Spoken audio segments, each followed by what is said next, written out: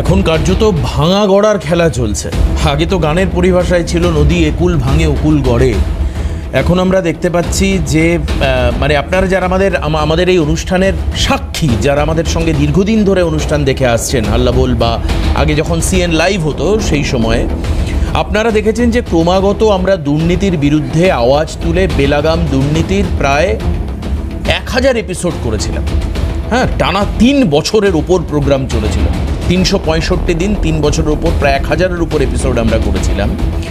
আজকে একের পর এক সেই অঙ্কগুলো মিলিয়ে দেখবার সময় এসছে। আমি কোন জায়গাটা থেকে বলছি, একজন কাউন্সিলর, এলাকার বর্তমান বিধায়ক বলছেন তিনি 1300 কোটি টাকা হিসাব পেয়েছেন। 1300 কোটি টাকার ওপরে তিনি দুর্নীতি করেছেন বা তার আছে সম্পত্তি। উনি হচ্ছেন দেবরাজ চক্রবর্তী, গতকাল গ্রেপ্তার হয়েছে। বর্তমান বিধায়ক বলছেন যে আমি সেই তথ্য পুলিশের হাতে দিয়েছি। একজন আইনজীবী যখন তথ্য সহ পুলিশের হাতে কিছু দিচ্ছেন, আমরা আপাতভাবে আমার যেটুকু ধারণা বা জ্ঞান তাতে আমি ধরে নিচ্ছি যে এই সম্পত্তির যা যা হিসাব তরুণ দিয়েছেন তা মোটামুটিভাবে সঠিক। 19-20 হতে পারে, কিন্তু সেটা হয়তো বা 16-20 হবে না। তাহলে একজন প্রাক্তন কাউন্সিলর বা একজন বিগত বিধায়িকার স্বামী, তার 1300 কোটি টাকার সম্পত্তি, যাকে কালকে পুলিশ গ্রেপ্তার করলো। নদীর পাশে চর দখল করে বিরাট বড় ক্যাফে ইমরান মোল্লা, শওকত মোল্লার ছেলে বানিয়েছিল, আজকে বুলডোজার দিয়ে ভাঙা হলো। শওকত মোল্লা বিঘার পর বিঘা জমি, আমার সেদিন প্রতিনিধি মফিজুল ওই মৌখালিতে দাঁড়িয়ে এলাকার মানুষদেরকে বলছে পিটাচ্ছে তার স্ত্রী, পিটিয়ে পিটিয়ে লাঠি দিয়ে মেরে মেরে মানুষের সম্পত্তি আদায় করেছে, বিঘার পর বিঘা, পুকুরের পর পুকুর, ভিড়ির পর ভিড়ি। আচ্ছা, মানে এই সরকারের নতুন আইন এ নিয়ে তর্ক বিতর্ক থাকতে পারে, কিন্তু নতুন যে আইনটা এসছে যে যেখানে এদের সম্পত্তিকে ক্রোক করে সম্পত্তিকে ক্রোক করে সেটা আবার মূল সোর্সে ফিরিয়ে দেওয়া হবে, এটা করলে আমাদের রাজ্যের দেনা 8,55,000 কোটি টাকা ডক্টর স্বপন দাশগুপ্ত যেটা বলেছেন রাজ্যের অর্থমন্ত্রী অনেকটা মিটবে। কিন্তু আমার প্রশ্ন আজকের দিনে দাঁড়িয়েও এটা, এ তো কালেকটিভলি আমরা যে ছবিটা গত দিনের দেখছি, সবাই, আপনি ডাইনের থেকে বাঁদিক যাবেন, বাঁদিকেও অবস্থা খারাপ, বাঁদিক থেকে আপনি একটু উত্তরে যান একই অবস্থা, ঈশান কোণে আসুন একই অবস্থা, সেখান থেকে দক্ষিণ পশ্চিমে যান একই অবস্থা।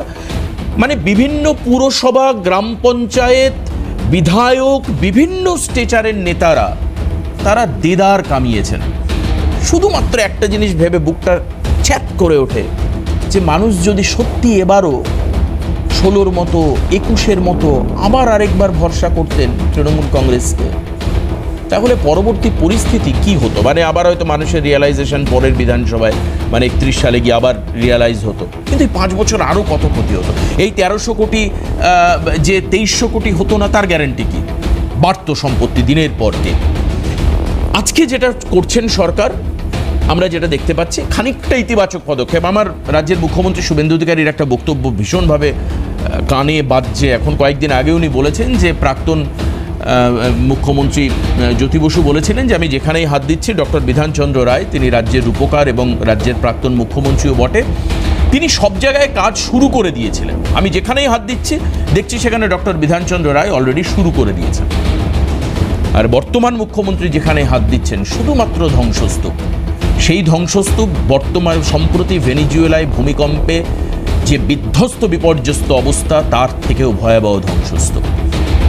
তার একের পর এক নজির আমাদের সামনে আসছে। আসুন আজকের অনুষ্ঠানে একই সঙ্গে আমরা আলোচনা করব গতকাল গ্রেপ্তার হওয়া দেবরাজ নিয়ে, যাকে 7 দিনের পুলিশ রিমান্ড দেওয়া হয়েছে, আদালত দিয়েছেন। দ্বিতীয়ত আমরা দেখাচ্ছি শওকত মোল্লা। এখনও পর্যন্ত তিনি যে গ্রেপ্তার রয়েছেন সেটা তিনি ভুলে গেছেন। তিনি ভাবছেন জনপ্রতিনিধি হিসাবে তিনি ভোট প্রচারে বেরিয়েছেন, একে ওকে হাত নাড়ছেন। হ্যাঁ, এই ছবিটা দেখা যাচ্ছে। পাশাপাশি ইমরান মোল্লা তার ছেলের ক্যাফেতে আজকে বুলডোজার দিয়ে সেচ দপ্তরের জমি দখল করে তিনি ক্যাফে করেছিলেন, সেটাকে ভাঙা হচ্ছে, সেই ছবি আমি দেখাবো আপনাদেরকে। অন্যদিকে আরও বেশি তৃণমূলের কাছে অস্বস্তি যে ফান্ড এবং লোগো সেটা অ্যাকচুয়ালি মমতা বন্দ্যোপাধ্যায়ের হাতে থাকবে কিনা, কারণ সেটা নিয়েও নির্বাচন কমিশনের কাছে চলে গিয়েছে ঋতপন্থীরা। 10 জনের বিধায়কের একটি টিম রিপ্রেজেন্টেশন, যারা আজকে গেছেন মুখ্য নির্বাচনী আধিকারিকের ফুল বেঞ্চের সঙ্গে তারা মিটিং করেছেন। এই সমস্ত বিষয় আজকে রাখবো, কিন্তু যারা আজকের এই মঞ্চে আজকে এখানে বসে আলোচনায় থাকবেন তারা হচ্ছেন তৃণমূল কংগ্রেস মুখপাত্র কিষাণু মৈত্র। আমি স্বাগত জানাবো কিষাণুদাকে আজকের অনুষ্ঠানে। সঙ্গে থাকবেন বিদগ্ধ রাজনীতিক আলোচক জাতীয় কংগ্রেসের মুখপাত্র চন্দন ঘোষ চৌধুরী, স্বাগত জানাবো। সঙ্গে আমাদের বিজেপির মুখপাত্র ইয়াং লিডার পৃথ্বীরাজ মুখার্জি, আমি পৃথ্বীরাজকেও আজকের অনুষ্ঠানে স্বাগত জানাই। আমি কৃষাণুদাকে দিয়ে শুরু করি যে কৃষাণুদা, এই যে একের পর এক মানে গ্রেপ্তারি, এই দেবরাজ তো অভিষেক ঘনিষ্ঠ ছিল বলে খবর, এই দেবরাজ তো নিয়োগ দুর্নীতিতে নাম জড়িয়েছিল বলে খবর, বারবার করে দেবরাজের বাড়িতে তল্লাশি হয়েছে, এটা হয়েছে সেটা হয়েছে, কিন্তু দল মুখ খোলেনি। মানে আমি আপনার কাছে এটা একটা অনুমানে জানতে চাইছি যে আরও একবার টেনিওর যদি তৃণমূল কংগ্রেস থাকতো তো এদের লেজ মোটা হয়ে মানে কীরকম হতো, সেটা কোন পরিস্থিতিতে যেত, আপনি কি অনুমান করতে পারছেন?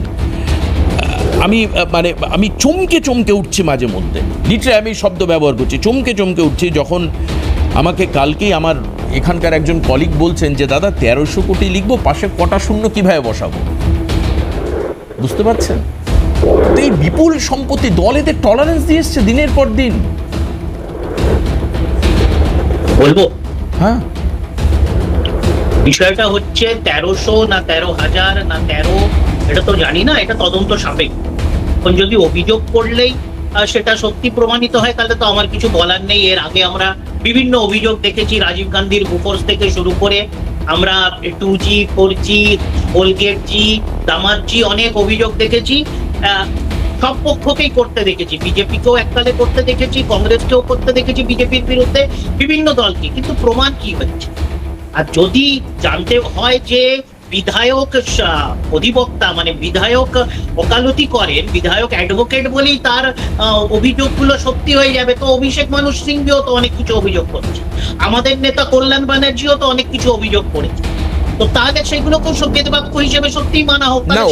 অভিযোগ করেছেন, আমি আপাতভাবে কল্যাণ ব্যানার্জি যদি কোনো অভিযোগ করেন তাকে আমি আপাত সত্যি ধরে নিচ্ছি, এতে কোনো সন্দেহ নেই না, কিন্তু এরকম যুক্তি তো আমি কখনো শুনিনি। কিন্তু আমার কথা তো কল্যাণ ব্যানার্জি কখনো বলেননি। আচ্ছা, আপনি আমাকে বলুন তো কিষাণুদা, এই যে দেবরাজ গ্রেপ্তার হওয়ার পরে কোন তৃণমূল নেতা দাঁড়িয়ে বলেছেন যে অভিযোগ আসছে ওর এগেনস্ট এটা সর্বৈবভাবে মিথ্যা? কেউ বলেছেন আজ পর্যন্ত, এখন পর্যন্ত? এটা আরে বাবা শুনে, প্রথম কথা হচ্ছে অভিযোগ তৎকালীন মুখ্যমন্ত্রী অজয় মুখার্জির বিরুদ্ধেও বামেরা করেছিল যে তিনি নাকি স্টিভেন্স হাউস কিনে নিয়েছেন। পরবর্তীকালে তিনি মারা যাওয়ার পর তার বউয়ের অন্য সংস্থান জুটতো না, কংগ্রেস পার্টি থেকে সেটা ব্যবস্থা করতে হয়েছিল তৎকালীন কংগ্রেস নেতৃত্ব। তো বিরোধী দল অভিযোগ, তার মানে আপনি কি বলছেন এই অভিযোগগুলো মিথ্যা? সেটা কোর্টে গিয়ে প্রমাণ করতে হবে, দোষী সাব্যস্ত করতে হবে। দেবরাজ চক্রবর্তী, আচ্ছা দেবরাজ চক্রবর্তী নিয়ে আমরা আজকে আলোচনা করছি, আজ কিছু মাস আগে তো আমরা গুলশান কলোনি নিয়েও আলোচনা করছিলাম, সেখানে টাকার বিনিময়ে হোক নাকি বহির্রাজ্যে শত্রুদেরকে উত্তরপ্রদেশ বিহার থেকে মুসলমানদের নিয়েছে বসতি করে দেওয়া হয়েছে। তো তাদের যে অভিযোগগুলো তো এখন আমরা আলোচনা করব না, তার কারণ হচ্ছে তারা এখন শাসক দলের আনুগত্য স্বীকার করেছে। আমরা যদি শিল্পাঞ্চলে তোলাবাজির অভিযোগ দেখি বিভিন্ন শিল্প মহলে, যে আজকে হলদিয়া হোক, আজকে বিভিন্ন জায়গাতে যে তোলাবাজির অভিযোগ মিডিয়াতে একসময় ভেসে এসেছিল, সেটা নিয়ে এখন আলোচনা হবে না। তার কারণ হচ্ছে যার বিরুদ্ধে প্রধান অভিযোগ ছিল তিনি এখন শাসক দলের আনুগত্য স্বীকার করে ভালো তৃণমূল হয়ে গেছে। তো অভিযোগ দেখো, যে আনুগত্য স্বীকার করেনি, যে শাসক দলের বিজেপির আনুগত্য স্বীকার করেনি, তার বিরুদ্ধে অভিযোগ আছে, মিডিয়াতে চর্চা আছে, তার জন্য হাজতবাস আছে। কিন্তু দিনের শেষে দেশের আইন, দেশের সংবিধান সর্বোপরি, সেটা গিয়ে কোর্টে প্রমাণ করতে হবে। দেবরাজ চক্রবর্তী যদি আজকে ঋতব্রতদের দলে থাকতো, যদি কাকলি ঘোষ দস্তিদারদের দলে থাকতো, তাহলে তাকে নিয়ে না তুমি আলোচনা করতে, না কেউ অভিযোগ হতো, না তার হাজতবাস। আজকে একজন সাংসদ কাকলি দেবীর বিরুদ্ধেও বিজেপি অভিযোগ করেছিল। কিষাণুদা আমার যেটুকু মনে আছে, বর্তমান মুখ্যমন্ত্রী বিধানসভায় দাঁড়িয়ে বলেছেন যে আপনাদের যদি কোনো অভিযোগ থাকে, বিশেষত কুণাল ঘোষ তখন বিধানসভায় উপস্থিত, যিনি আপনাদের মুখপাত্র এবং দলের একজন বিধায়ক বটে, আপনারা লিখিত অভিযোগ জমা করুন। লিখিত আপনারা কি করলেন? কুণাল ঘোষ, আমরা কেন করব? আরে বাবা, তা অভিযোগটা করবেন না আপনারা। আপনি বলছেন তারা ভালো হয়ে গেছে, তার মানে তারা খারাপ আসলে, তার বিরুদ্ধে লিখিত অভিযোগ জমা। আপনি আমাকে একটা ইনস্ট্যান্ট দিন যে যেখানে এই যে অরূপ রায় বা অরূপ বিশ্বাস বা ঋতপন্থী যারা রয়েছেন তাদের এগেন্সে একটা লিখিত অভিযোগ কালীঘাট তৃণমূল করেছে কিন্তু পুলিশ ব্যবস্থা নেয়নি। আপনি একটা উদাহরণ দিন, আমি তাহলে মনকে খানিকটা আশ্বস্ত করতে পারবো। দেবরাজের বিরুদ্ধে কি আমরা অভিযোগ করেছি? আমাদের অভিযোগ কেন? শুভেন্দু অধিকারীর বিরুদ্ধে দারোদার অভিযোগ কি আমরা করেছিলাম? আজকে অরূপ রায়ের বিরুদ্ধে ওর নাম কি কোঅপারেটিভ স্ক্যামের অভিযোগ কি আমরা করেছি? আজকে বিভিন্ন নেতার বিরুদ্ধে, তৃণমূলের যারা নেতা ছিলেন, সাংসদ ছিলেন, বিধায়ক ছিলেন, মন্ত্রী ছিলেন, তাদের বিরুদ্ধে বিরোধীরা প্রধানত বিজেপি অভিযোগ করেছে। দেবরাজের বিরুদ্ধে বিজেপি অভিযোগ করছে। আমার কথা হচ্ছে, যদি কারুর বিরুদ্ধে ক্রিমিনাল অভিযোগ থাকে যে সে কাউকে মেরেছে, কাউকে চমকেছে, ধমকেছে, তাহলে তার বিরুদ্ধে আপনি ব্যবস্থা নিন। যদি কারুর বিরুদ্ধে দুর্নীতির অভিযোগ থাকে আপনি ব্যবস্থা নিন, তথ্য প্রমাণের ভিত্তিতে নিন। কিন্তু আপনি অভিযোগ করলেন, আপনার দল অভিযোগ করলো আপনার বিরুদ্ধে, সেই তদন্ত বন্ধ হয়ে গেছে বলে আপনি ধোয়া তুলসী পাতা। আজকে কাকুলি দেবীর বিরুদ্ধে বারাসাত জেলা সভাপতি থাকাকালীন বিজেপি 2021-এ ভোট পরবর্তী হিংসা থেকে শুরু করে দুর্নীতি অনেক অভিযোগ করেছে, কিন্তু তার তদন্ত হচ্ছে না। আজকে ঋতব্রত বন্দ্যোপাধ্যায় হোক, অরূপ রায় হোক, বিভিন্ন এই আমাদের ওই কি শাহজান স্বর্ণকমল সাহার ছেলে, তার বিরুদ্ধে বিজেপি অভিযোগ করেছিল, সেই তদন্তগুলো আটকে যায়। অজিত পাওয়ারের বিরুদ্ধে 70,000 কোটি টাকার দুর্নীতির অভিযোগ স্বয়ং প্রধানমন্ত্রী করেছিল, কিন্তু বিজেপির সাথে সম্পৃক্ত হওয়াতে অভিযোগ উঠে গেছে, তদন্ত তো কোনো ভ্রুক্ষেপই নেই। তো বিষয়টা কি? চুরি না, তার মানে আলটিমেটলি দাদা কিষাণুদা, তার মানে আপনি স্বীকার করছেন যে যারা ঋতপন্থী কিন্তু তারা তৃণমূল, তারা প্রত্যেকে দুর্নীতির অভিযুক্ত।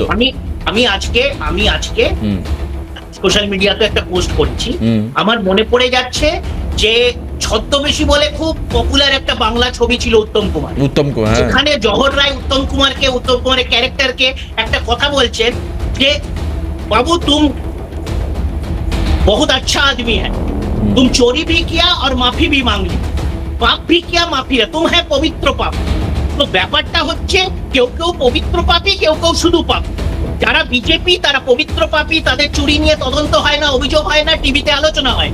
আর বাকি যদি কেউ চুরি করে, দুর্নীতি করে, তারা শুধু পাপী, তাদের বিরুদ্ধে সবকিছুই হয়, হাজতবাস হয়, টিভিতে আলোচনা হয়। রাম মন্দিরে চুরি হয়েছে, আজকে প্রতিষ্ঠিত, তার ডিমটা কে খাচ্ছে, কোথায় খাচ্ছে একটু বলে দাও। যদি চুরি করলেই অভিযোগের ভিত্তিতেই ডিম খেতে হবে, লোককে ডিম ছুঁড়ে মারতে হবে, তাহলে রাম মন্দিরে কিন্তু কিষাণুদা চুরিকে চুরি দিয়ে জাস্টিফাই করাটা কি রকম? মানে চুরিকে চুরি দিয়ে জাস্টিফাই করা, আজকে ইমরান মোল্লা বেআইনি ক্যাফে করেছে, শওকত মোল্লা দেদার লুট করেছে, দেবরাজ লুট করেছে, তাকে আপনি আরেকটা চুরি দিয়ে জাস্টিফাই করবেন কি করে? মন্ত্রী কারুকে মুখ্যমন্ত্রী করছে, আমরা করিনি। যারা অভিযোগ করছে সবই তাদের অভিযোগ, কিন্তু যারা তাদের সাথে চুরি করে সম্পৃক্ত হয়েছে তাদেরকে মন্ত্রী, নেতা, মুখ্যমন্ত্রী দেশের বিভিন্ন জায়গাতে তারা বসিয়েছেন। যারা তাদের আনুগত্য স্বীকার করে শুধু চুরি করেছেন, আনুগত্য স্বীকার করেননি, তাদের জন্য ডিম আছে, হাজতবাস আছে, পুলিশ আছে, কেন্দ্রীয় বাহিনী আছে, সব আছে। যেটা আপনার মূল অভিযোগ, যে অভিযোগ হচ্ছে মূলত এটা অভিযোগ, কিন্তু যারা ঋতব্রত পন্থী তাদের দিকে সরকার অনেকটা সফট। শুধু ঋতব্রত কেন, ঋতব্রত শুধু নয়, সঙ্গে দিল্লি ছগন ভুজবল থেকে শুভেন্দু অধিকারী থেকে ঋতব্রত ব্যানার্জি, সব প্যাটার্নটা বিজেপির বুঝুন। এটা শুধু ঋতব্রত ব্যতিক্রমী নয়, অজিত পাওয়ার থেকে, ছগন ভুজবল থেকে, তার আগে হলো কিন্তু বিজেপির সাথে থাকতে ভালো, বিজেপি ছেড়ে চলে গেলে দুর্নীতিবাজ অমিত শাহ বলেছিলেন, হেমন্ত বিশ্ব শর্মাকেও তাই বলেছিলেন, আবার বিজেপিতে যোগদান করেছে, ভালো হয়ে গেছে। এগুলো তো বিজেপির প্যাটার্ন, এর মধ্যে আমি আবার কি বলি? বেশ, আমি পৃথ্বীরাজের কাছে আসবো, কিন্তু তার আগে একটা ছোট্ট বিরতি নিচ্ছি, বিরতির পর ফিরে আসছি, সঙ্গে থাকুন।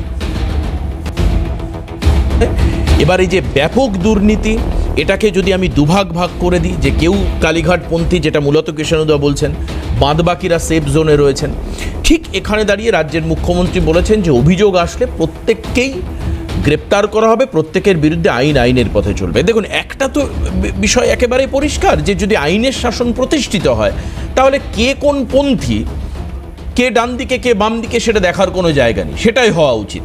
কিন্তু দেবরাজ, এটাও তো ঠিক যে তৃণমূলে যারা আগে ছিল তাদের মধ্যে অনেকে আজকে মনে করছেন যে একটা শেল্টার খুঁজে পেয়েছে, সেটা হচ্ছে দেখা যাচ্ছে যে একের পর তুমি ধরো যে অরূপ বিশ্বাস, যিনি স্পোর্টস মিনিস্ট্রি দেখতেন এবং যার বিরুদ্ধে মেসি কাণ্ড সহ আরও একাধিক অভিযোগ রয়েছে,